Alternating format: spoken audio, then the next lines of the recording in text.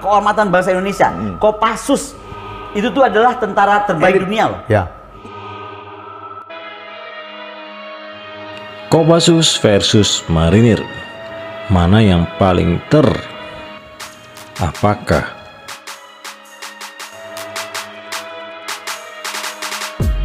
Satu Kopassus, saya Letnan Kolonel Marinir Edi Effendi, Bremen 7. Saya Letkol Marinir Edi Effendi, Brand Ambassador Kartens Taktikal, mengucapkan Dirgahayu ke-71 Komando Pasukan Khusus Kopassusku.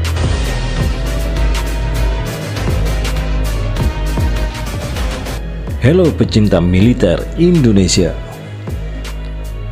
Kopassus atau Marinir, Marinir atau Kopassus. Ini pembahasan yang ngeri sedap. Santai saja guys, kita simak sampai habis dengan santai, mantap. Dalam pemikiran masyarakat umum, pasti selalu saja ada pro dan kontra, bener nggak sih? Dan yang sudah pasti, dalam pertanyaan masyarakat umum di luaran sana, pasti akan selalu membanding-bandingkan mengenai kedua pasukan elit ini, yaitu Kopassus dan Marinir. Mana sih yang lebih jago? Mana sih yang lebih hebat? Tapi perlu diingat ya, sehebat-hebat manusia tetap saja manusia. Pada akhirnya kembali juga ke sang pencipta, bener nggak? Oke, simak sampai habis penjelasan singkatnya yang Bulto 82 rangkum sedikit menurut data yang ada. Perihal Kopassus dan Marinir, sama-sama sudah mempunyai nama besar, baik di dalam negeri, bahkan sampai di luar negeri. Sekarang kita kupas satu-satu. Kita mulai dari Kopassus. Satu Kopassus itu hitungannya 20 prajurit. Kenapa dia selalu kecil? Karena satu orang itu bisa bunuh 20 orang. Komando Pasukan Khusus merupakan pasukan elit yang dimiliki oleh TNI Angkatan Darat. Juga masuk dalam jajaran pasukan terbaik di dunia. Kopassus itu tuh adalah tentara terbaik dunia loh. Ya. Kopassus mempunyai banyak catatan sejarah untuk pertempuran, di mana satuan ini dibentuk 16 April 1952. Tugas-tugas Kopassus ditugaskan untuk anti-gerilya, operasi pengintaian khusus, peperangan unkonvensional, intelijen, pembebasan sandera, sabotase, anti-teror. Nah, untuk perekrutan prajurit Kopassus sendiri tidaklah mudah. Untuk perwira harus menyelesaikan Diksus atau Diksarcap dengan usia di bawah 35 tahun. Sedangkan Bintara dan Tamtama harus selesai dengan usia di bawah 27 tahun. Saat pendidikan Kopassus terbagi menjadi 3 tahap. Tahap pertama basis, tahap kedua hutan gunung, dan tahap ketiga rawa laut. Di dalam organisasi Kopassus sendiri terbagi dalam 4 grup. Nah, grup-grup inilah yang nantinya mempunyai tugas yang berbeda-beda.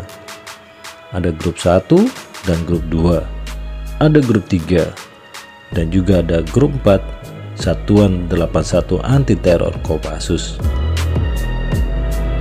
Yang pasti mereka ini semua orang-orang pilihan yang sudah lulus seleksi ketat untuk penugasan khusus. Lantas, bagaimana dengan Marinir?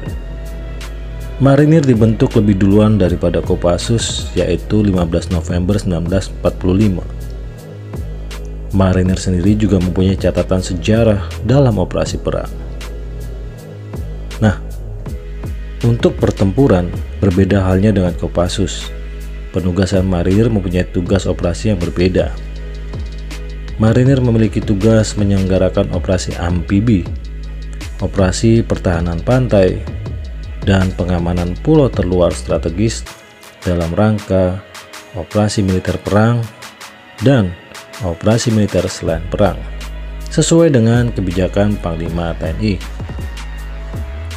Marinir juga mempunyai tugas operasi intelijen, pembebasan sandera, sabotase, anti-teror.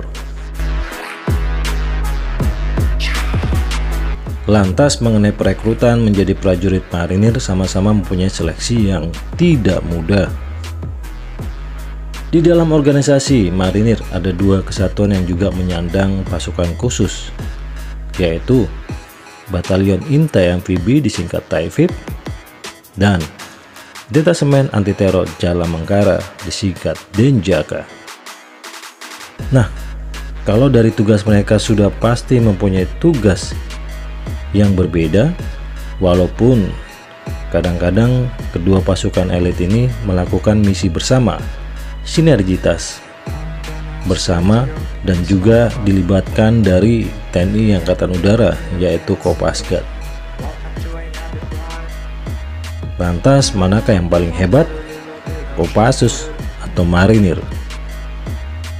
Ingat, semua prajurit semakin berbahaya bukan karena mereka hebat, tetapi karena mereka terlatih, melatih, dan terus berlatih untuk meningkatkan kemampuan mereka masing-masing.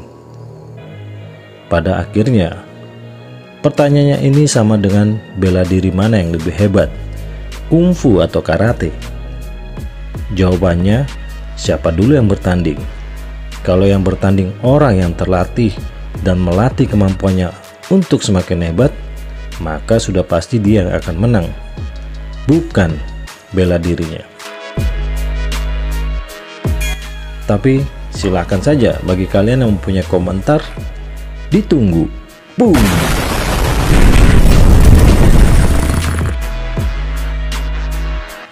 Jadi itu tadi mengenai pasukan elit dari matra yang berbeda, Kopassus TNI Angkatan Darat dan Marinir TNI Angkatan Laut. Terima kasih buat kalian yang sudah menyimak video ini sampai habis. Jangan lupa untuk selalu mendukung channel dan video-video Gultom 82, like dan share. Salam Gultom 82 Militer Indonesia.